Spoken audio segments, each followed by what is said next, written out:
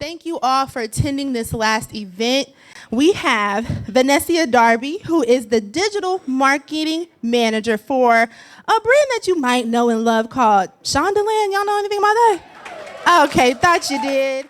Talking today with our VIP speaker, Mr. Joseph Williams, the director of PR for Starz, the Starz network. Y'all know about that. Yes, so I want to welcome them to the stage to finish out our programming for today and let you all enjoy.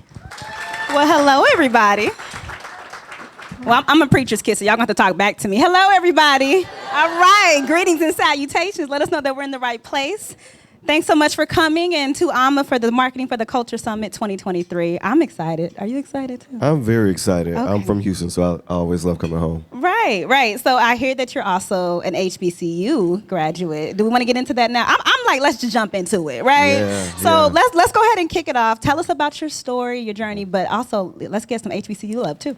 Love it. So I'm a Texas Southern University graduate. Shout out to all the Tigers in the building.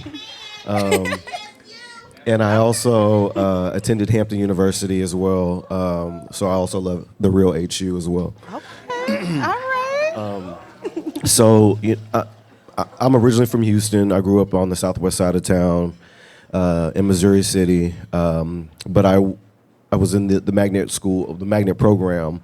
And so I attended an HISD school. It used to be Lee High School. I don't even know if it's still around.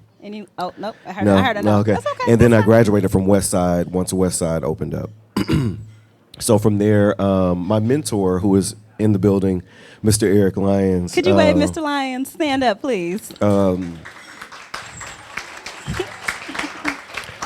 probably owe him a lot of credit because he introduced me to HBCUs. Love it. And so he was like, you should apply to Hampton University. And I was like, I don't even know if I really want to go. And then he was like, you should apply. And I'm like, okay. Well, he wanted me to apply because he knew someone who was on the board of trustees who was going to make sure that I got favorable attention. And so Hampton was a really great springboard for me because I had gone to really diverse schools, but it was the first time where I saw people that looked like me. And everyone was so friendly, and it felt like home, and it was family. I love it. So then from there, transferred to Texas Southern University. I knew I wanted to get my degree in PR. I did that, got my first job after college, after interning for Mr. Lyons in the Greater Houston Chamber of Commerce with the Houston Dynamo. Okay. And that was fun, but you don't make a lot of money in sports. And I was like, I can't struggle like this. Can we just give a moment of silence for the struggle season that everybody has gone through at some point? It's going to be a secular conversation. Okay. Yeah. So then I did that for a little while, and I ended up going to the oil and gas industry and working for National Oil Well Varco. And I was talking to the young lady who was also in a similar industry at the table. She's doing a similar thing. And I worked in basically a global marketing communications role, managing events across the globe, and also marketing communications internally. And then from there, I was on the phone with a really good friend of mine, and I was telling him, man, I really want to do something in entertainment. And he's like, I'm tired of you talking about this. Whenever you're ready to move to LA, you have a place to stay. So I got rid of my house. Wow. Gave like a 6-month notice to my job at the time, and started packing up and really planning to move. And then I moved to LA and struggled, and then eventually found my way to agency life, where I worked on a ton of your favorite movies, TV shows. Like what? Like what shows? Bridgerton. Oh, okay. Yes, I thought. When They See Us, the Ava DuVernay Project,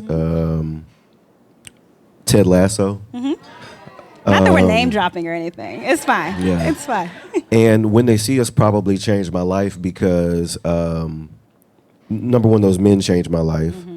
I met Oprah, and I met Miss Ava, and then when it came time for me to interview for a job to work for Miss Winfrey and the network, they knew my work. So that was one step up.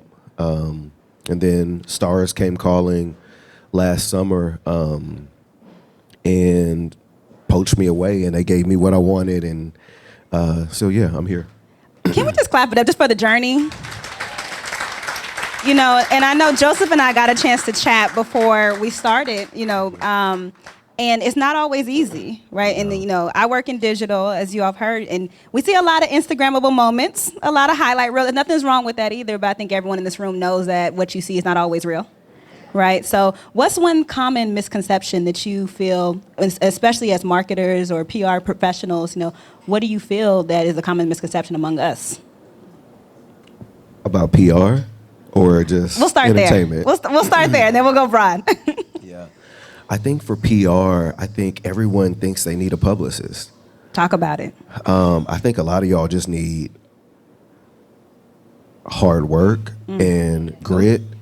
And because everyone that I've ever met, and I mean from like a CEO to the head of the studio to, you know, actors or musicians, all the people, they really, like, they've had to go through a struggle. They've had to work through things to get to where they're at. And so there is no, like, shortcut to success. Yeah. And so with that, like, a publicist is not going to change. I'm not going to change your life. I don't care how good I am. I can only do so much. Like, I can't get you on Good Morning America if you have a book that isn't finished yet. Nobody's going to talk about that. I can get you on the carpet, but is anyone going to interview you once you get there, because they don't know who you are, they don't know what you do, and there's not much there for them to talk about. And they'll pass on you and let you go shimmy down that carpet. And that can be a really hurtful thing. It can.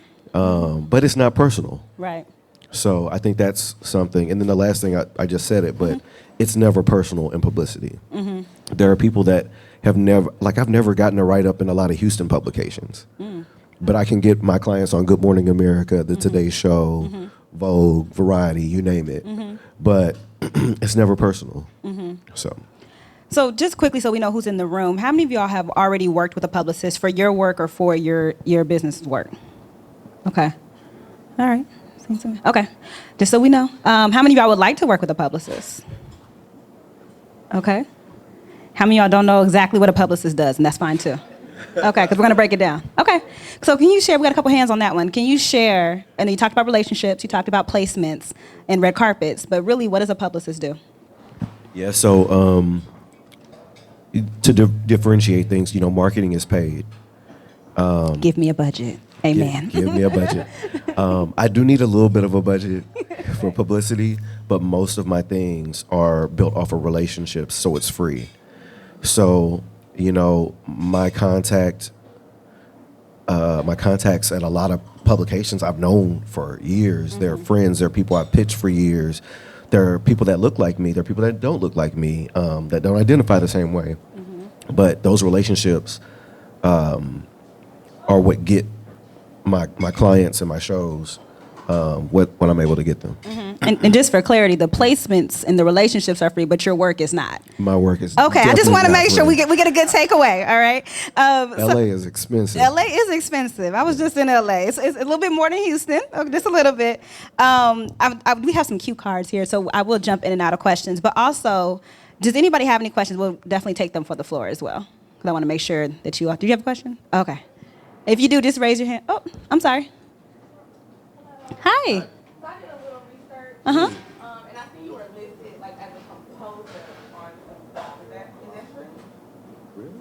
Yes, you're A composer? Yeah, you're listed as a few different things on some of the topics you were talking about. And I just wanted to ask, like, you know, throughout your journey, the pivot, like, you know how you have to pivot around? Yeah. Was it your goal to be a publicist, or like when you started? What was the first thing, like, what was the first title? Let me repeat the question real quick. Yeah. No. She asked, for those of you who didn't hear her, she asked about pivoting in your career, and did you always want to be a publicist? Yeah. Also, I just realized maybe they said I'm a composer because I started DJing.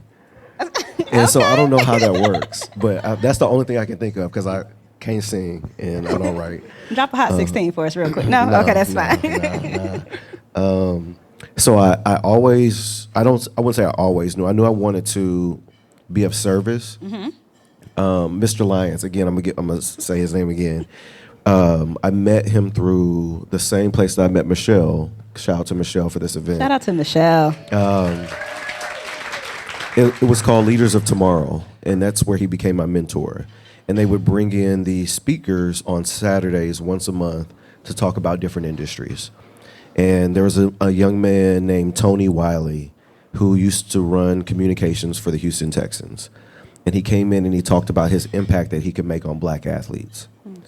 And that just really resonated with me because at the time I was a black athlete. My best friend who was sitting in the back, she's a black athlete. Hey, bestie. And I wanted to just help people. And so I realized that publicity, I could help people get their stories out and tell our stories, particularly for black people, women, queer people, just marginalized groups in general. And so that I found my way there after hearing him speak because I could influence how people digest information. Do you think that drive to help marginalized groups of people, does that attract the work that you go after or like the stories that you tell? Is that like an underlying current that maybe, or are you cognizant of that all the time? When I first started, I just wanted to work.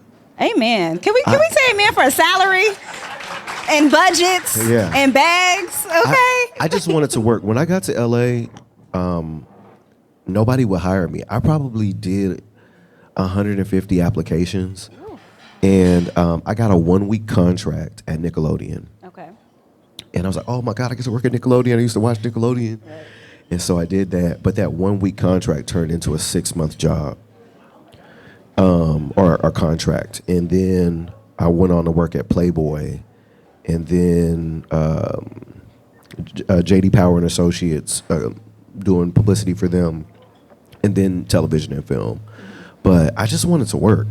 But in 2018, I went to this summit similar to what you all went to, and a friend talked about finding your why, and that changed everything because everything I touched after that was a win. And I don't think that was because of me. I think that was because God aligned me with the right opportunities.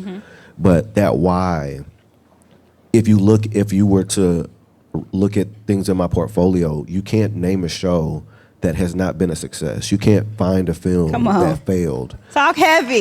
Talk heavy. But again, I do not say that's me because I get to work with a great group of marketers like the people in this room. Fallon, who you heard from yesterday, has been a partner on some of my projects. And like, I'm in the seats that I'm in, the rooms that I'm in because I was partnering with other people to do the things that I'm supposed to be doing. One thing that you mentioned that I don't want to gloss over, you said you took a week contract at Nickelodeon. Right? So for 7 days, everything was great. Talk about, even when it comes to knowing your skill set and who you are as a professional, why is it important to take those risks that you don't know if it's going to pay off in the end? You know, what made you even do that? So when I left Houston, I kept saying to my friends and my family, I was like, if I fail, I can always come back and do the same thing I was doing. But I am not going to, after my father passed away, I said, I don't want to live my life with regrets. I do not want to look up and be in my 40s, my late 30s, my 50s, my 60s, and not be able to say I did everything that I want to do. Like, they're going to just have to lock me out. And so I was working at Enterprise Rental Car. That was the only job I could get in LA. And that man called me. He was like, hey, can you come in for an interview today? I told my boss, I got to go. Literally told that man I got to go. He said, I quit on site. I was just like, I'm not feeling well. So, because if the interview didn't go well, I could still go back to work. I noticed a trend with you that you always have a job while you're getting another one. Okay. Yeah. You want to talk about that too? Okay, let's get into it. And I did that interview, and he was like, all right, they want you to start tomorrow. And I called him, and I was like, hey, thank you for the opportunity, but I can't do this anymore. And I just trusted that it was going to work out because it had no choice. It literally had no choice. Like, God didn't let me move here. Come on. He didn't let me get to that interview because how the hell did they find me? Right. They needed a car. They needed a car. Maybe that's what it was. And then, yeah, I kept what I did have experience in. It was I freelanced as a publicist in Houston. You just got so many talents. As a communication, I used my degree. Come on. If you weren't going to give it to me, Right. yeah. If people don't give it to you, create it yourself. Oh, wait. Pause. In case y'all want to tweet or anything like that, that was a bar. Okay. At I am Joe Carnell. There we go. Make sure you tag, like, share, comment, subscribe. Go ahead. So I had that skill set. I knew how to create press lists. I knew how to pitch. I had placements already. I knew how to work with talent. I knew how to plan events. Mm-hmm. So I had the basics needed to work in publicity. Mm-hmm. Until the opportunity presented itself. Yeah. I love it. Talk a little bit about, you're mentioning faith and alignment and everything like that. So we know the timing isn't always what we want it to be, right? So that's sensitive. So talk about, like, what do you do while you're waiting? Mentally, not even just like having patience and, Oh my God. So I will tell y'all something. My mom was mad at me when I told her this. She's here too. Hi, Mom. I was homeless in LA. Mm-hmm. Didn't tell anybody. I didn't even tell my friends that lived in the city because I was waiting for the right opportunity. It was the summer of 2017, mm-hmm. and I had a roommate, I had a job, and the agency I was working for basically was going through this really tough time because one of their clients hadn't paid them in 6 months. Okay. That was the account I worked on. It was this music festival called Pemberton Music Festival. Okay. And it was a really bad idea because who's going to go in the wilderness to a music festival so they can camp in 100-degree weather and humidity? It's given Fire Festival, just a little bit, just a smidge. So just of course they can't pay you because ain't nobody going. No one came. Okay. So anyway, I get to work one day and they're like, we're going to have to let you go because we lost him as a client. Of course, I saw the news that they filed for bankruptcy that morning, which meant we weren't going to get no money and I wasn't going to be able to keep a paycheck. So, but I had just told my roommate I was going to move out. Mm-hmm.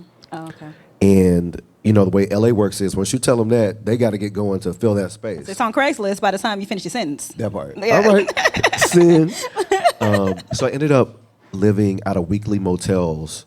Found a job while I was doing that, but it was just something to get me through. And then the next job that I got after that was my first entertainment job that just changed everything. Mm-hmm. And so I really had to, I can remember, this is LA, 100-degree heat in the valley, if you've ever been to LA, in a weekly motel rental that did not have AC. Whew. Whew. And I remember I was crying. I was like, God, you told me. You played me, man. I'm going to remind you what you told me. And I had a friend who just happened to call me, and he was like, hey, how you doing? And I'm not good. And I'm like ugly crying, snot nose crying. He's like, what's wrong with you? And I told him, he's like, all right, come stay with me. Mm-hmm. You can stay as long as you need to get on your feet. And that like just changed everything. So you have to sacrifice sometimes in those gaps, but you really got to remain faithful. And sometimes it's from people who are helping you keep the faith. It's not always just you. Another bar in case y'all missed it, okay? Let's talk about your friendship circle. It's one thing to have relationships with publicists and with journalists and the media, right? And that's something that you always nurture throughout your career. But you mentioned your friend called you, ugly crying, and they said, hey, come live with me. I'm lucky in LA. I have my industry friends, cool with some of your favorite celebrities and actors, that great people too. But my friend circle don't do nothing that I do. They are CIOs at hospitals. They are working in military contracts. A friend is in sales. I have another one working in the healthcare industry. But my tribe has been vital to me. Even when they didn't know I was going through things, we would pray together. we do non-entertainment stuff. Like I love that. I don't want to go to no party, no club. Right. I don't want to spend my money. Hello. Put me on the list and give me free bottle service if you want me to come out. But my friend circle is like really great because, we pour into each other. Courtney, my best friend, and her wife were amazing friends in Courtney. LA. Hey, wife. They have a wonderful jewelry line as well. If y'all ever are looking for jewelry, Like, share, comment, subscribe. and so like those friend groups and that nurturing circle or tribe, as I like to call them, is like really what helps. But I think it also started because I was able to identify that because my mom and my dad were like really amazing parents. So I know what family looks like, even if it's not blood. Yeah. And your parents will always tell you that's not your friend. Real quick. You know, my mom never really did that. Okay. All right. She just kind of let me find my way. But she probably knew on site. But Yeah, I don't know. I don't think we ever talked about that. she's but- nodding. Yeah. How many of you all have that you feel like you have your own community of people? Okay. All right. If not, it's here. All right. It's in the room. To that point, I got my Oprah job and the agency job that changed a lot of things from someone who was a friend who I found out was a cousin. That's the best. That's the best. But your circle is what really can change your life. Like, I knew Fallon and her friends. I knew Derek, and I was like, they have this really great organization called Black Restaurant Week, and I was like, I get to work on Black campaigns. Maybe we can do something together. And so Fallon and her team just have been able to do amazing things on campaigns like Judas and the Black Messiah. There goes Derek. Black Hey, Restaurant Derek. Week. Wave to the people. Wave to the people. I talked him up, see? Right. Your ears are burning. Fallon, what else did we work on? Derek, what else did we work on? Ready to Love. Okay. For Life.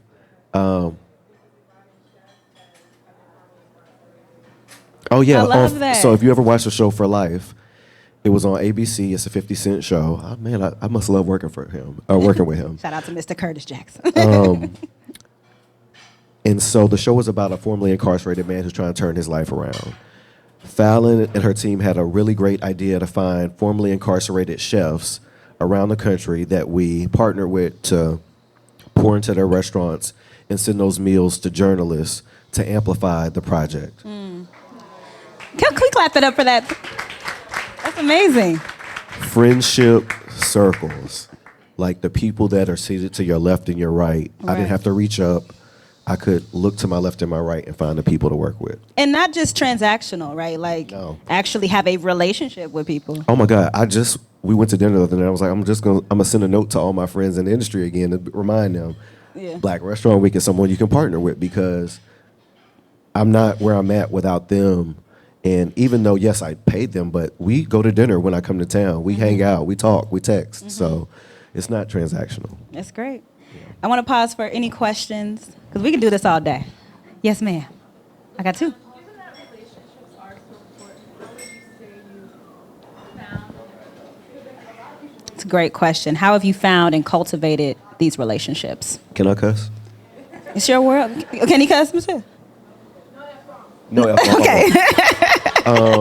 She gave me the look of death when I said yes.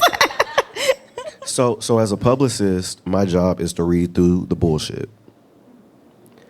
So I don't think people realize that. So I can smell a fake or a fraud a mile away. It's in the way you move. It's in the way you handle me, speak to me. And that's how I cultivate relationships. I listen to that third eye. Do you really want to hang out, or do you just want access to Method Man? Do you really want to go to dinner, get to know each other, or do you want to ask me if you can come over to Miss Winfrey house? And why the heck would I do that if I just met you? And oftentimes, if you started with the ask, it wouldn't be terrible. Not necessarily Miss Winfrey's house. If but you just put it on the table for me, I could at least say no. Right. But Respect. here's someone else that can help you out with what you want to do. And so I think that helps me cultivate relationships is just listening to who people are. Like, if I see you trying to BS me and finesse me, you're going to be really upset. You're going to waste your time because I'm going to politely tell you, all right, well, it was nice. Great seeing you again. Great seeing you, friend. You have a good one. Bless your heart, yes. Bless your heart. It's in the eyes, too. And I wish you well, though. Like, genuinely. I'm just not your person. Just not with us. Yeah. I'm kidding. Because I really believe that, like, you don't have to finesse people to get what you want. Yes, for sure. I really just believe that. If you just be really good to people, and if you're just a really kind person, you get so much more out of life. Like, everything you put out comes back to you. I have not had to cheat nobody, finesse nobody to get anything that I got. It's some people, they really competitive. They want to tussle with you. You don't have to do that. Let them stay in the mud. A bar, right? That's the third one. You keep count. No, but that's true, though. Because I think, especially in entertainment marketing, a lot of people will look at you and they see access, right? And dollar signs. And sometimes people think, if I got a book that's unfinished, right, that I can put it in your hands and you're going to put it somewhere else. And one, you have to have a good product or service. And two, that I may not be aligned with what your mission is, right? So I may not be able to get the placements that you want. Simply because that's just not me. I'm going to tell y'all something. Please don't record this. Cut the cameras. Mom, put your camera phone down.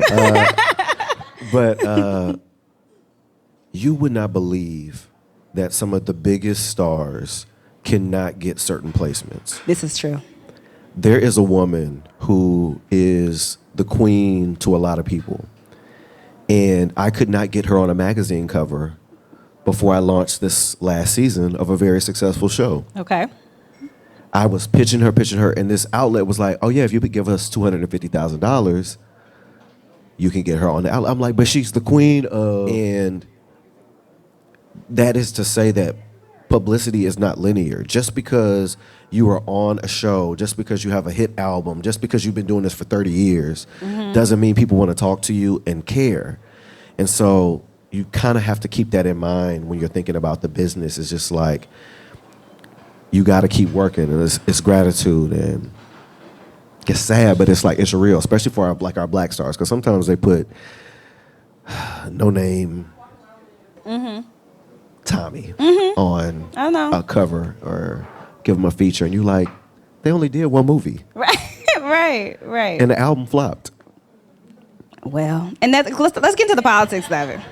I'm going to go to my cue cards. Oh, I'm sorry. I have one more question. Yes, ma'am. Yes. I have a question. I just wanted to know if you have any advice for someone who wants to go into the entertainment industry or be a publicist. I do go to Hampton. I don't know why. I transferred because we had some family challenges, and life took over, and it was like, do you want to stay in school or do you want to not be in school? So that's why I left. Now, if you want to be a publicist or you want to work in entertainment, I think you can answer this as well. But I do think that think about your relationships. A lot of people that I've met along the way, I find ways to partner with them and do things with them. Be kind. Always be flexible, willing to learn. Those skills can really help you out. It's what helps you climb the ladder. I know a lot about marketing, paid social, earned social, publicity, of course, events. That's why I can be at the level that I'm at now, because I can contribute and have a conversation about all those things. So, yeah. And I would just add, while you're in school, try everything, right? A lot of students that I talk to, they want to be in marketing, but they don't have their own social media together, right? So your proof of concept is what you can do.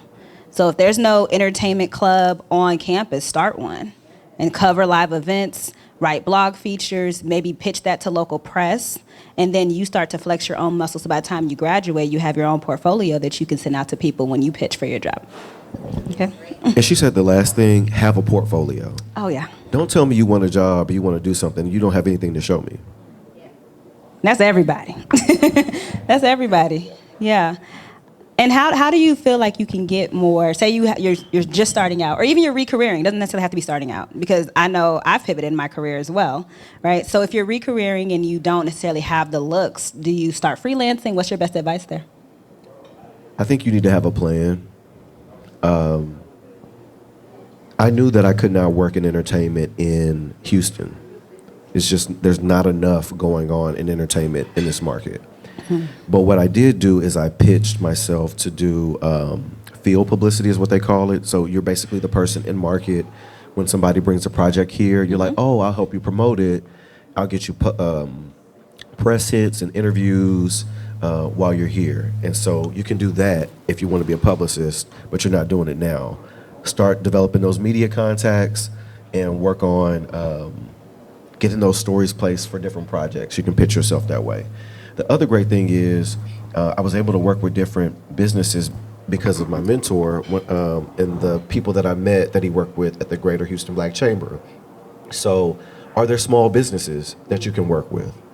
You know, you want to be a publicist. A great training ground is there someone at Hampton maybe who wants to be, who's an athlete or a singer?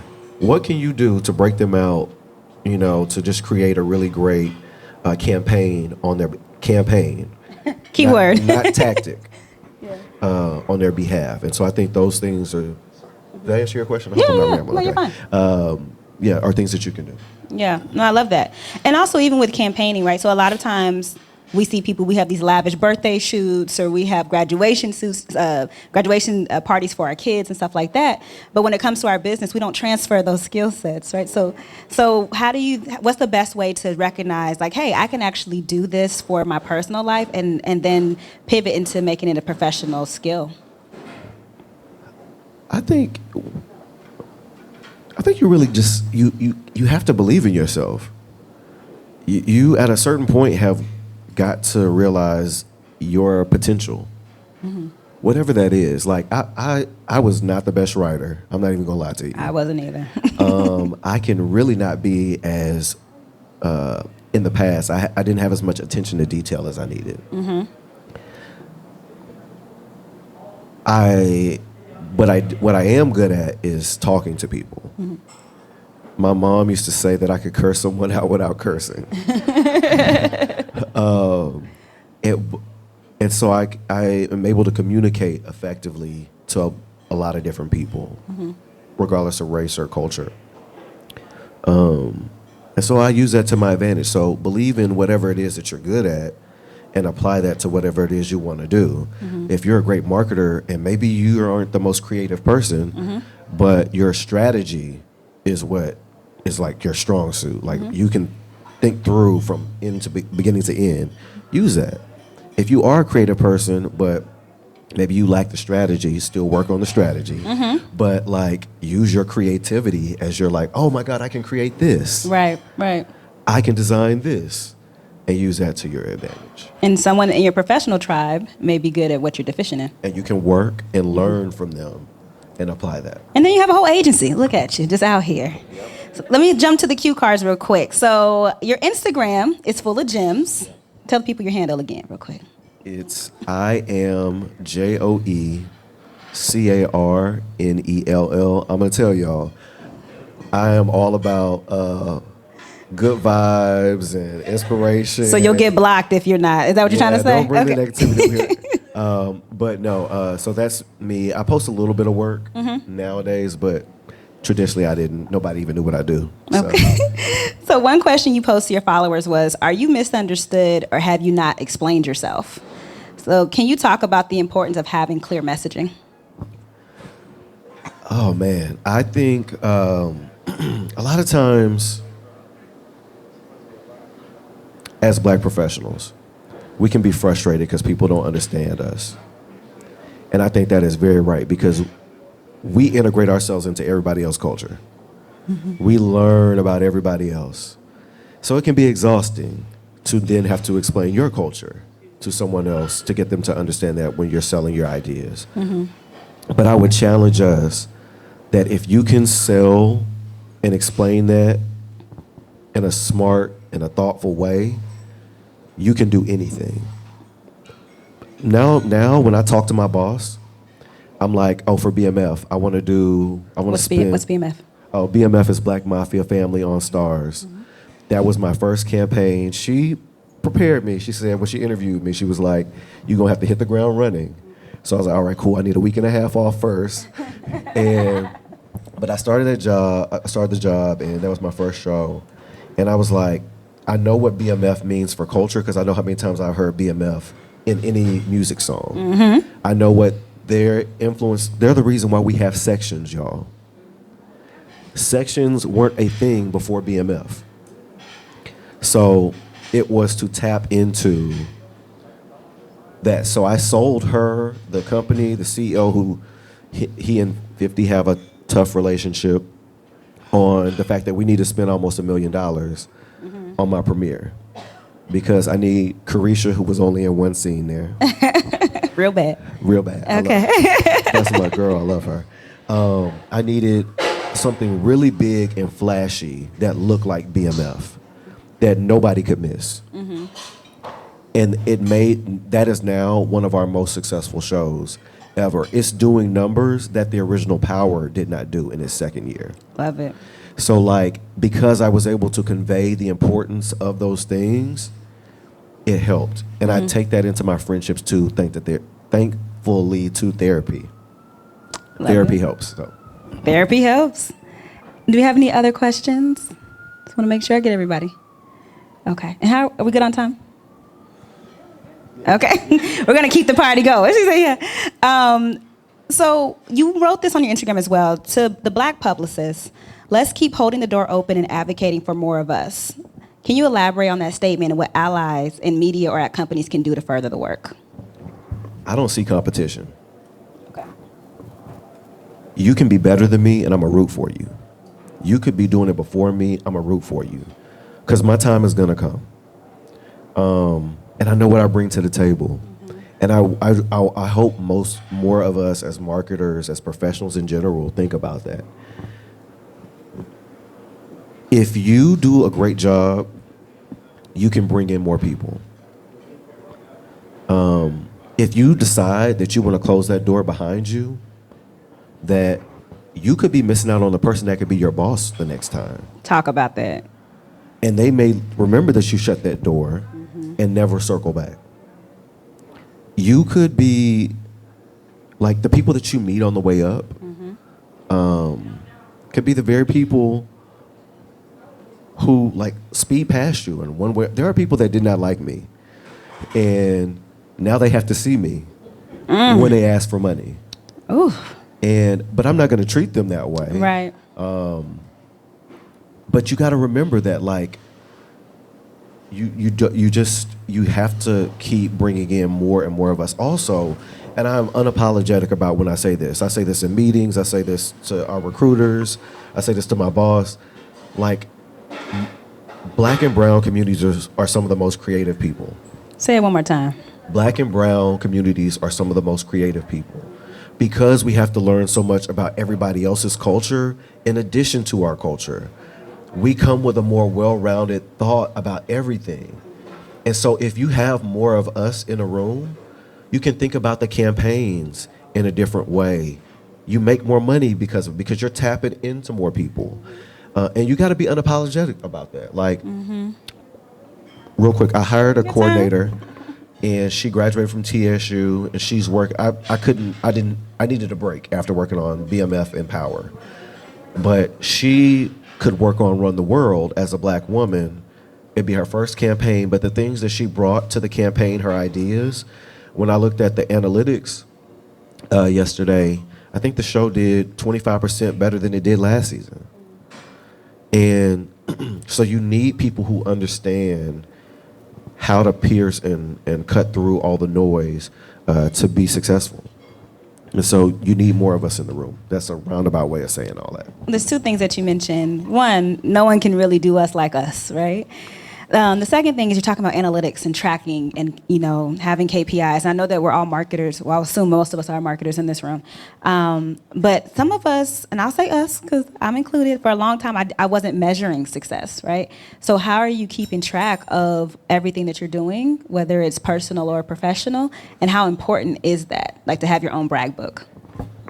I start with strategy. I'm probably anal in that way. Like if you look at my projects, all of them got the same document. It's a strategy doc with my goals, the objectives or strategy points, the tactics, who are the major players or key stakeholders, a timeline, and don't mess it up. If you want, I am the nicest person, but like we sticking to this. This is the timeline. This is where we're going to, because I've analyzed where are the gaps that we can cut through the noise. I've analyzed who are the people that we should tap into to get this done. And it's not personal. Like there are outlets that I like, but they may not move the needle. There are outlets that I would love to give an opportunity to, but maybe I can't put you on a red carpet, but I can give you an interview, a phoner. They're talent that I like, but nobody come to talk to Joseph Williams, but they're going to come talk to Mary J. Blige or Lil Meech or Da Vinci. So I can make sure that I give love to everybody. And so I use those things that are unbiased to drive the boat, but I try to spread the love wherever I can for everyone. So I think I use analytics in that way. And then after the season wraps, my favorite thing to do is go through the analytics, because that tells me if I did my job the right way, if I need to tweak some stuff. Like there's no ego there, because I wanted to stick to it so that we knew that did the plan work, where did it fall short, what could we do better. Those are just some of the things that I think about when I think about analytics. Okay. We're wrapping up in a little bit, so if you have a question, put your hand up. I'll get to you. Yes, ma'am.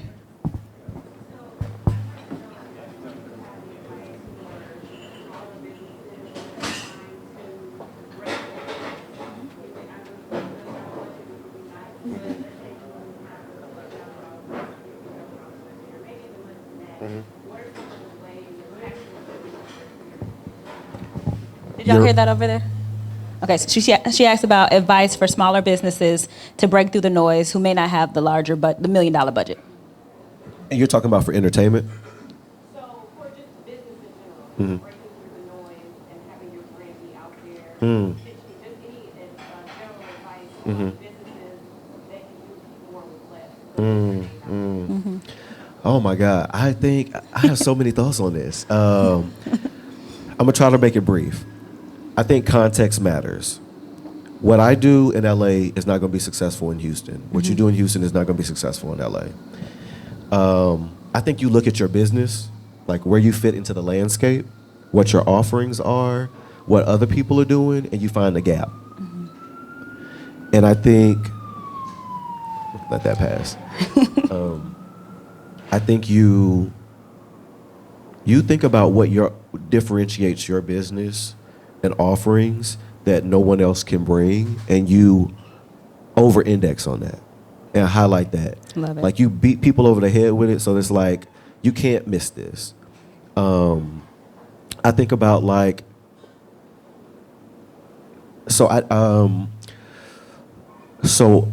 opportunity where I didn't have a lot of budget, believe it or not, when I worked for OWN. My budgets for shows to launch those shows was like $15,000. And I remember calling Fallon, like, Fallon, I need a lifeline. I'm like, Fallon, I'm gonna give you all this money, Right. but it's all I got. The whole budget. And so like on, do any of you watch, what's the name of that dog? Ready to Love? Okay, so I did like 6 seasons of that show. And it's like, how do you make it different each time? So I know I called it all my favorites, my free stuff. So my 2 favorites were, I knew the editors at Essence, I think it was Brandy by this time. And I'm like, hey, I need you to do my first look announcement. I'm gonna introduce everybody there. So that's one big one. That's gonna cover like 5 million people. And then that show belonged to Will Packer. So I called Mr. Packer and I said, hey, I want to get you on GMA. What's your schedule look like? He's like, cool, I can't go there, but I'll do it from home. But then we found a way to make it work, and he went there, and that was another springboard. So you call in as many free favors. But then the other thing was Fallon and I did and Derek in the Black Restaurant Group did these dinner parties for couples to go across the country. We did mailers for pastries one time for another show with that budget to get the press to talk about the new venture or the new season of it. So whatever your new season is, whatever your new thing is, that's where you put your money at after you've called in the favors to make the bigger announcement. So it's the big thing and then the thing that's going to carry you through. And, you have to find a way to sustain. So I knew that I didn't have no more budget because I gave it all to Fallon. So then I said, okay, we're going to do weekly interviews to talk about the show. So all the mess that them people were going through, y'all still going to be talking about it because you're going to see it on your favorite blog, another favor. So find a way to sustain after that. Maybe don't spend all your budget. That's bad advice. But things like that. You find a big splash to make, cut through the noise for your core audience. Call in, and then you use your budget to get to that really big launching point, and then something to sustain you through the length of your campaign, whatever that campaign length is. Is that helpful? Okay, yeah. Yes, ma'am. Oh, and then also, I'm sorry, last thing. Just kidding. If you do have a publicist and you have marketers on your team, they need to partner together. Yes. I am not, I'm going to say it again, I am not where I'm at if my marketing team don't do their job. Shout out to the marketing team. If they don't put my people on a billboard, Come on. if they're not amplifying things in conversations on social, Yes. if they're not paying for me to come here, Right. whatever the thing is, you need to partner in as many different functions of the business as possible. Because marketing and publicity are different. They're very different, They're but different. they should be besties. Right. Yeah. If you're a marketer and you think you do it without publicity, God bless you. If you're a publicist and you think you do it without marketing, God bless you too. I have one. I think I had 2, 3. I'm here. I'm here. I got till 1. Okay. So if y'all all the Look, questions Michelle you stepped want. up, so let's go and get him in. Yes, ma'am. I'll do you, and then you. So what are some of the apps or sites that you use to track your analytics? Sites to track analytics. There, don't even know what I have to look at my phone to find it. But there's this website for outlets. If there's an outlet that I'm unsure of that that I'm wondering why should I include them? I can see how many unique monthly visitors they have. So it unbiasedly helps me gauge who I should, interact with for that campaign. So that's one. I don't really track that. It's just more of okay, they got 5 million views. This other one got 3.5 million. This one's going to get more priority for that reason because they're going to get more eyes to whatever it is I want to get out there. And then the other thing that I do is very simple, a spreadsheet. I track every press hit. We are on our coordinators. They probably hate me some days because I'm you missed this, and this. But it all matters because if I miss 5 million unique monthly viewers or visitors rather, that could be the difference between that campaign being number 1 or number 2. It could be the difference in media value because all of those things translate to media dollars. How much time did I spend on this? What did it yield us? How many people, I even track if, say you have a website and then the gentleman behind you has a website, but he reads your websites and basically reposts your article. I track all of that in a spreadsheet so that I know exactly how many hits we got for everything. So simple, I don't use nothing really crazy. It's really a spreadsheet for me. And I created this template years ago when I was at a agency, but it literally calculates the media value for me. All I gotta do is drop in the website, the name. I track things if I got positive coverage from you or negative. I'm not going to be mad at you if you gave me negative coverage. You may not like the show. It just mean I know not to send you that type of content again. So like all those type of analytics are in my spreadsheets. All righty. And I believe, Bridget? Okay, what's your question? So actually, she asked my question. Okay. However, partnering with finding the right partners is something else. Okay. But anyway, so I was just trying to figure out how do you, like you said, with Starz, how do you find that right partner? The right partner person to partner with. Finding the right marketing team to partner with as a publicist. What's your hot take? I think it depends on what you're doing. I mean, and where you're at. I think Houston is a little bit of a tough market, not because the creatives are not here, but because we're taught to work in certain spaces and industries that don't lend themselves to different creative services, if that makes sense. So like in LA, I can find a videographer, a photographer, someone to do post, voiceover, all the things I need for whatever I need, right? In Houston, that's probably going to be a little bit tougher. So I think partnering is like, once you find the relationship, hold on to it for dear life. But I also think that like meeting the people in this space and talking to them, just having organic conversations, and then be vulnerable. Tell them what your pain points are. Like, I got that job at home because I told them, I was like, I'm ready to leave this agency life. I'm working 80 hours a week and, you know, all these different things. And they pointed me in the right direction to the right things. So I think that's the best way, is like your relationships and nurturing those things. I think another resource, there's a website. I can get your information later and I can find it, but you can basically put in the service that you're looking for and find people across the country, and people will do ratings. I did that a lot when I didn't have a budget and I had to find people and we didn't have people in-house. I think also like going to different agencies and partnering with them on campaigns. So like there's a really smart and great agency called Market, MRKT, based out of LA. But like they do everything, like publicity, marketing, creative services, experiential. There's Cashmere Agency, another multicultural owned agency, Allied Marketing. They have a base here as well. And so like when you have a client, you can say, if you know it's going to cost you $15,000 to partner with them, but you're still going to have to manage that relationship with your client, tell your client it's going to cost you $20K, because now you got to manage them on top of paying for them as well. And you got a little buffer as well. So, Fallon, and then, yes, ma'am. Go ahead, Fallon.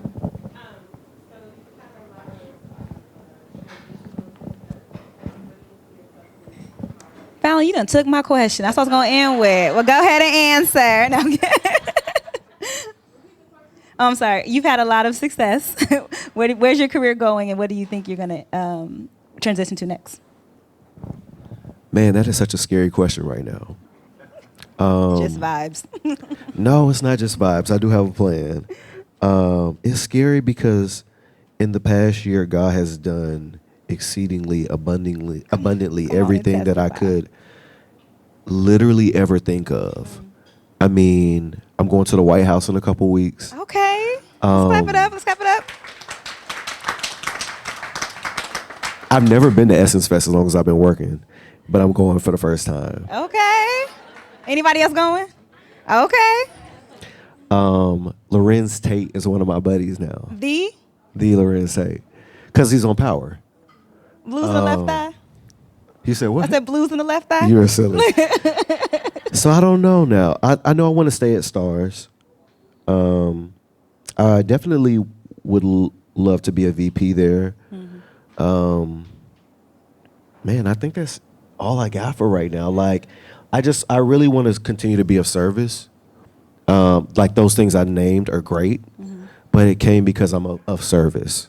And I love what I do. Like, those are just nice things, but I really love the people I work with too. So We got more time if they want Oh, to. well, I swear, she I has one. swear, I'll answer a few more questions. I am like, and I feel like I'm sure a lot of movies were huge throughout parents, and I feel like Yes. storytelling around the valley, the social, where y'all are appearing is like amazing. Mhm. Give us an insight into some of the battles you have to fight, like internally, to possibly. Down in the valley where the girls is. So that's one of my other babies too. Repeat the question for the. So basically, she asked about P Valley and what are some of the different battles and challenges that you have. P Valley is a blessing because like y'all love the show, so it took off, right? Right. So you did a lot of the heavy lifting. I think the challenges are that we have a cast that is not as known. And so sometimes it can be a bit of a task to get them where we need them. Like Nico is so phenomenal, but I feel like Shannon is equally phenomenal. And I wish more press would listen and talk about Black women's stories. You know, this season we got to see a spotlight of Shannon's story where you find out, you know, she was basically kicked out on the street. And now that's why she's in a space where she's staying in an abusive relationship. So I don't even look at it as challenges, as opportunities. My goal is to tell all of their stories. It's to tell stories for women who are in those situations. For I'm a gay man, right? I am not a Lamurda. I'm also not Uncle Clifford. But those stories still deserve to be told. They represent people. Mercedes, I love me some Brandy. You know, telling the story about sex workers. You know, why people are doing what they're doing. So those are the opportunities that we have to talk about it and specifically to call it out because Hollywood doesn't really award shows that talk about our stories in that way. Yeah. Yeah. And so like us doing that Emmy cover was like, yo, we're here. This is a valuable story. And Malcolm made me cry when I read that article because I hadn't listened to all the interviews. I've been doing them since I started. Yeah. But to see the words on paper and the way he told it, if you haven't seen the interview, Malcolm Venable is a journalist and he wrote about P Valley for the cover of Emmy magazine for this month. And we did a photo shoot in January and he spent like a couple months doing interviews and just creating a really nuanced story. So I think that's like the opportunity.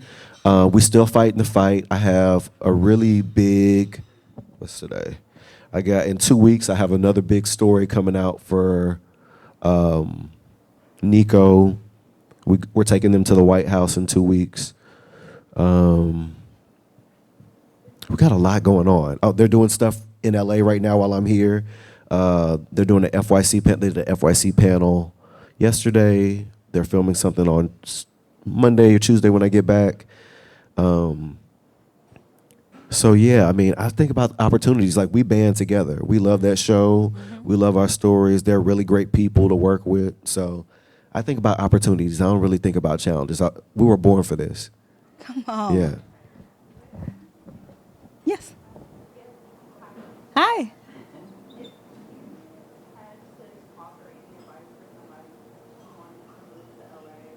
Ooh.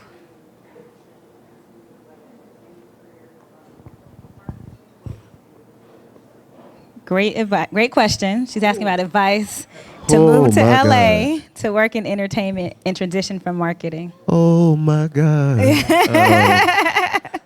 It's a little pricey, dicey. I think have a plan.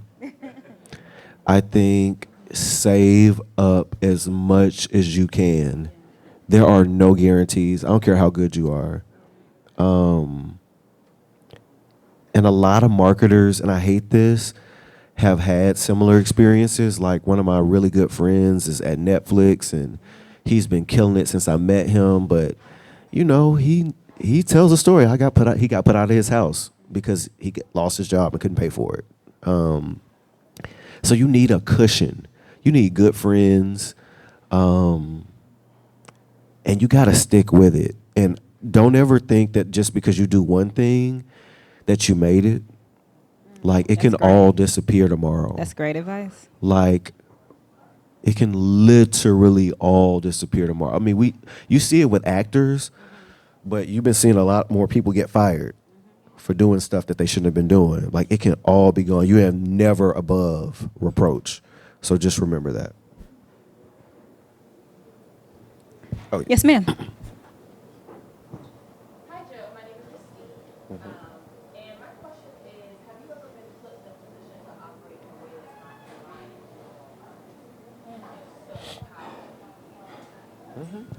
every damn day. Her question was, are you put in a situation that doesn't align with your moral compass? Right. So, That's a great question. especially in Hollywood. Right. Like they,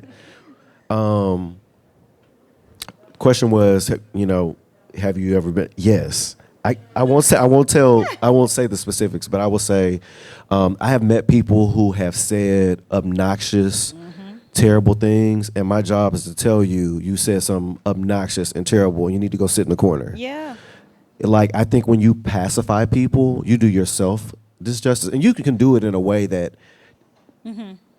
is not abrasive,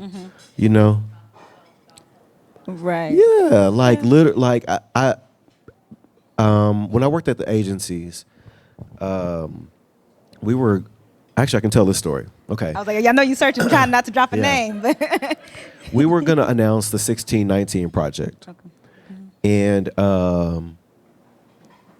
if you're not familiar, 1619 talks a lot about our history, and they brought it to our agency. And they were like, Miss Winfrey is the executive producer. She wants to announce this with, I can't think of the journalist's name right now. Please, Nicole Hannah-Jones. And we want to announce it with Variety. How are you going to announce something about black people with a traditional white outlet? Now, I know it's a trade and I know it's big. Right. But that don't even make sense. You're missing the tone of everything. So if anything, you're going to give it to a black journalist at a black outlet, and then you can give it to Variety. Yep. And spoke up on that and gave it to Tanja Stidham. She's no longer a journalist, but she was at The Root. And that was like her first big exclusive. And she got to interview Oprah. Win-win. Clap it up. And so, like, Clap it up. it is incumbent upon us to speak up. Yes. I have like one of my black female colleagues. She's like a sister. We were working on a project, and you may get it just by the hints, but this gentleman was accused of rape, and he had a movie coming out, and we were asked to promote the movie, and she was like, Joseph, I can't do it because I've been a victim, and that would just it doesn't sit well with me. So it was for me to stand with her. We're not gonna work on this. Yeah, we could have made an extra $15,000, but like, it's not worth it at the end of the day. Like, my friend is literally, she can't even watch the project because she doesn't want to support him in any kind of way because of the effects of that on her. And I think just do the right thing. Yeah. That was great. That was great.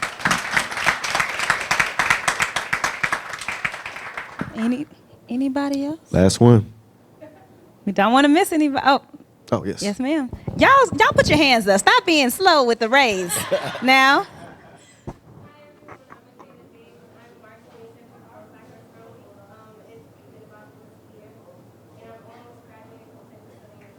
Shout out almost graduate. We got a lot of students in the room.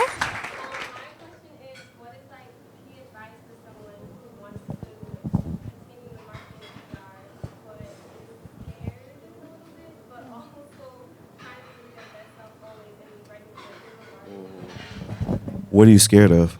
Oh, by the way, her question was, what's some advice if you want to work in marketing and communications, but you're a little bit afraid to take that foray? Is it in entertainment particularly, or just in general? Ready to work. Hashtag. Ready to work. Why are you scared? I think I'm scared because I don't want to fail I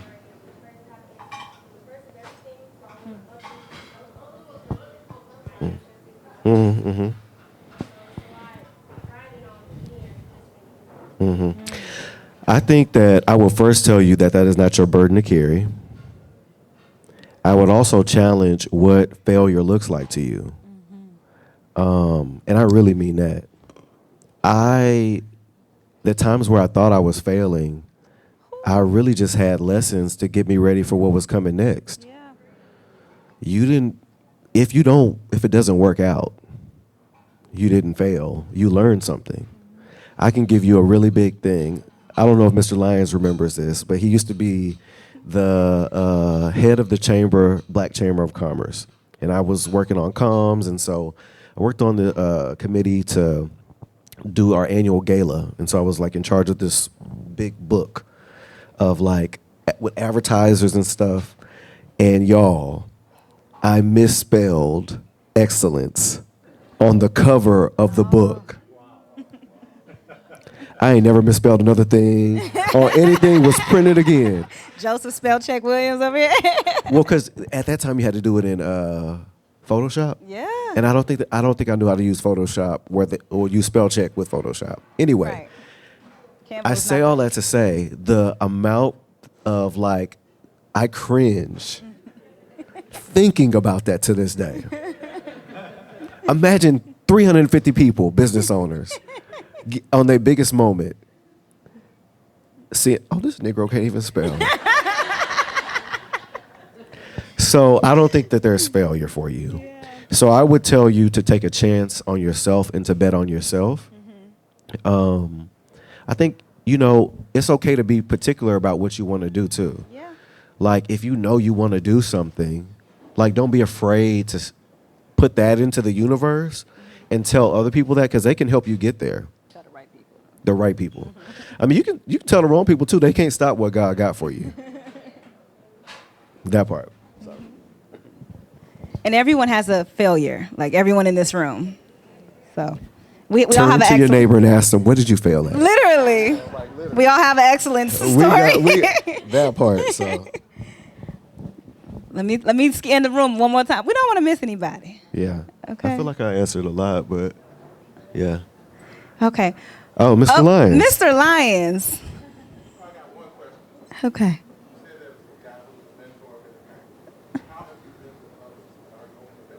Oh, that's a great. Mr. Lyons, come through. That is such a good question.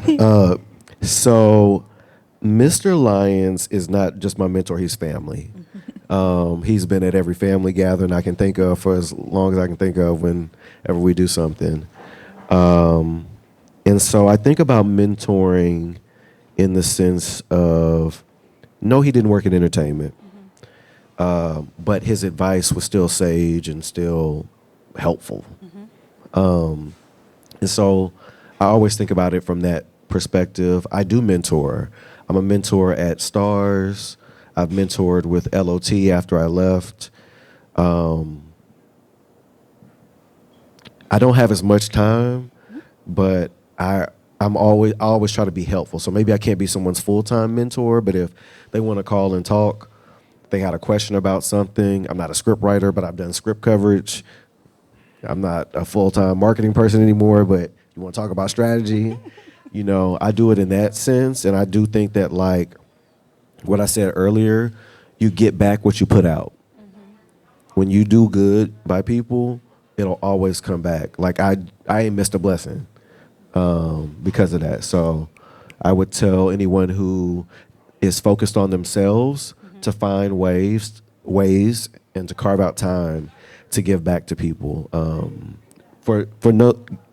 Not because you're going to get anything back. You may never do that. You may never get it or get it back at the level you gave it, but do good for other people. And on that note, thank you, Mr. Joseph Williams, for being here. Thank you all. And we're going to give it back to Michelle, maybe? Okay, great. Thank you, everybody. Thank you, Michelle.